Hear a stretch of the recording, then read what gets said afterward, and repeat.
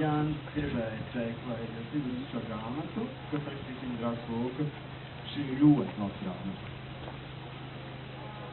Lūka, tas ir tas pats evaņģēlija autors?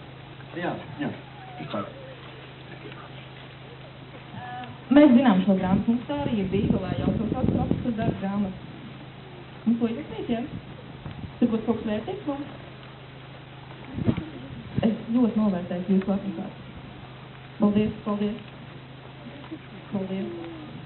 Jā. Nu, labi. Bet, es jau zinu, ka mums ir diezgan jālasa rīt nodarbībās un vēl kaut kas. Varbūt mēs varētu šo grāmatu nevis tā vienkārši lasīt, bet vizuāli skatīties. Ko jūs sakat? Ja mēs to tā vizuāli mēģinām skatīties. Nav! Pagaidi!